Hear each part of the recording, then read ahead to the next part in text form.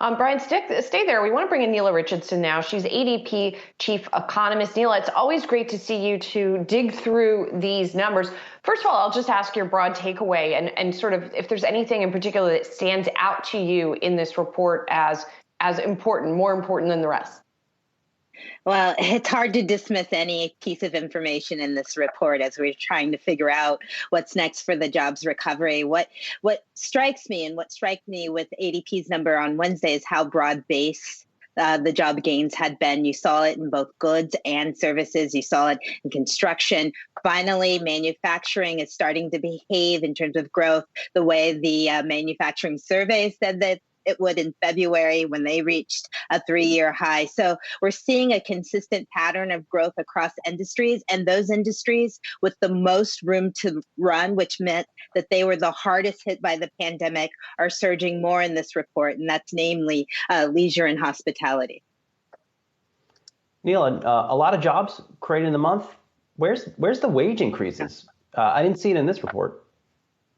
Well, I'm not actually worried. That's the one number I'm not worried about because it is those low wage jobs that were hardest hit. So at ADP, we saw that people who made under the minimum wage were impacted. 40% saw job loss. So we want those people back to work, and that's going to depress the overall wage gains because lower wage jobs are coming back to the fold. Those leisure and hospitality jobs, the lion's share, are going to be at the lower end of the income spectrum. That's okay because those are the hardest hit industries. So we're going to see that number go down. Same with the the unemployment rate. We may see that go up.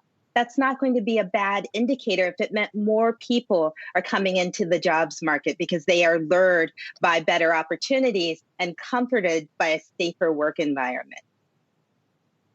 Hey, Nela, Brian Cheung here. Important point there on how the unemployment rate doesn't tell the whole story. I was looking at permanent job losers and long-term unemployed, which kind of remain unchanged despite that headline gain on non-farm payrolls. So was there anything about this report that told you about the flows in and out of the labor market? Because that seems to imply it's mostly short-term layoffs that are coming back at this time. But what are you seeing about who's coming back to work at this time? Yeah, that's what we're seeing. It's those temporary workers. And if we could remember, we're about a year since the pandemic hit, since we first saw that big change in what had been a 50-year low in the unemployment rate. If you go back with me to March of last year, the promise was always that these jobs were temporary layoffs, that 80% of these jobs were temporary. But the longer the pandemic has been in place, the more likely that some of those temporary losses became permanent losses. And that's where things get scary.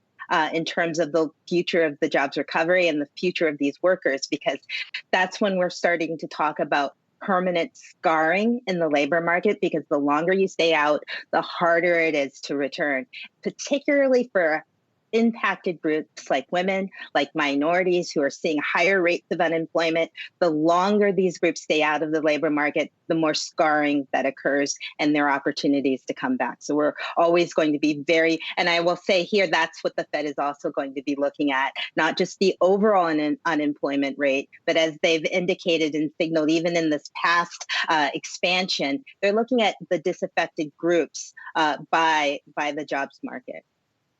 And Nela, to follow up on that, what do you think is the outlook for those folks coming back into the market? I mean, for a lot of women, as I mentioned earlier in the show, it had at least something to do for some of them with childcare during the pandemic when their options were very limited. So once that starts to reopen, though, will women it's not like flipping a switch. You can't just jump back in necessarily. So what's your outlook for these groups?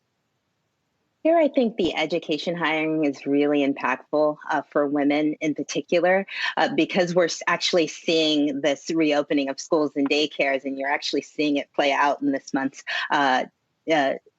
report. That's a good sign for women going forward. I say that the best technological advantage for a woman is a good babysitter if she has children, because that's one of the necessary infrastructure improvements that women need who have children to go back to work. But that's a good sign. But you're right. This is not just going to be a switch that we flip on and flip off. It's more like a dimmer. And hopefully we'll see women transition back into the labor market. But what they find when they get get there, their jobs may have changed. Some of the tasks may be automated. If they're in these hard hit professions like call centers or leisure and hospitality, the opportunities in terms of wages may be different. So we always have to keep our eye on the ball of the disparities when it comes to women and wage gaps and promotion potential, because those have been exacerbated by the pandemic. Really good points and things to watch here, Nela. Thank you so much. Appreciate it. Nela Richardson, ADP Chief Economist, and our Brian Cheung as well.